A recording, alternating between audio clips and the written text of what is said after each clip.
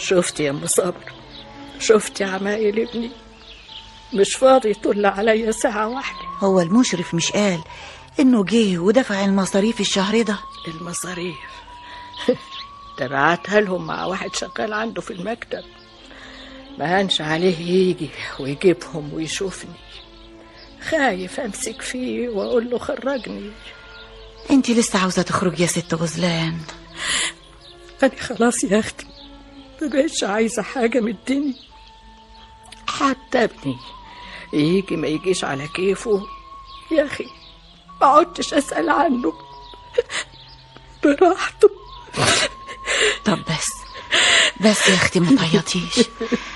انت مش شفت ابني جه الشهر ده قاعد معايا قد ايه؟ انت كمان يا ام صابر. ابني ما بيستحملش يقعد معايا 5 دقايق. شفتيه وخلاص، يا ريت حسن يجي ويقعد معايا ولو دقيقة.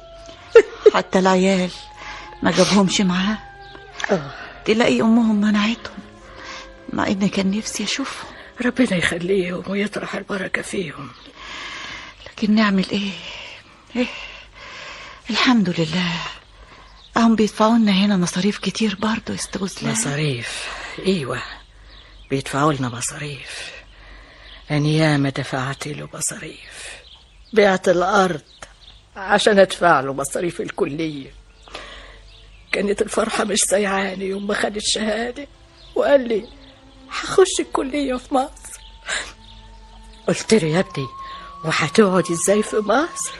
قال لي ياما ما انت هتيجي تقعدي معايا، نبيع ارضنا ونروح مصر، مستقبلي ياما. الله يمسك بالخير يا ابو اسماعيل، يا ما كلمني ويا ما وصاني.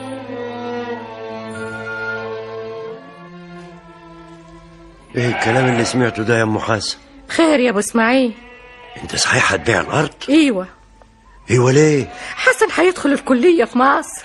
والارض مالها ومال الكلية؟ ما هو عايز مصاريف كتير برضه يا ابو اسماعيل. وماله، خدي فلوس زي ما انت عاوزة وادفعي له مصاريفه، لكن ما تبيعيش الارض ابدا. ما هو هيقعد في مصر جنب كليته يا ابو اسماعيل. ما يقعد لوحده؟ ايوه لوحده، تلامذة كتير بيعملوا كده. واني انت تقعدي هنا زي ما انت قاعدة والقيراطين ساترينكم والحمد لله، تقدري تدبقي منهم مصاريف حسن في مصر. ما اقدرش اسيب حسن لوحده يا ابو اسماعيل في مصر. دي هو حسن صغير يا غزلان، ده معاه الثانوية. اهو عايز برضه اللي يخدمه في مصر يا ابو اسماعيل عشان يلتفت لدراسته. الله، يعني هتسيبينا وتروحي مصر انت رخرة؟ اسيبكوا ازاي يا ابو اسماعيل؟ اني حاجه في الاجازه بتاعت حسن. هتيجي تعملي ايه بقى؟ انت مش هتبيع الارض؟ لا مش كليه، اني هبيع قراطين بس، والباقي حفيتهم لك يا ابو اسماعيل تزرعهم وتراعيهم جنب ارضك.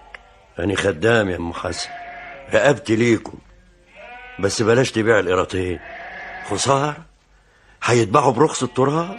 الكلية قربت تفتح يا ابو اسماعيل، وحسن عايز فلوس عشان يدفع المصاريف ويشوف سكن. انت شايفة كده؟ خسارة يا أم حسن، صدقيني خسارة، بكرة أفكرك. وفضلت أبيع قراط ورا قراط لحد ما بعت الأرض كلها، وحسن خلص علام وقال لي هعوضك يا أما عن الأرض وعن كل اللي راح. وهو بيعوضني، بيدفع لي المصاريف كل شهر، مصاريف بعدي عنه.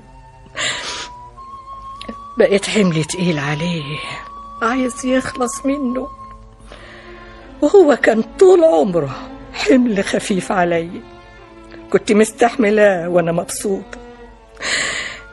نهايته الله يسهل له طريقه ويسامحه.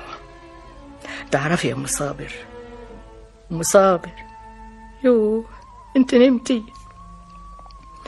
زهقتك يا اختي بحكاياتي.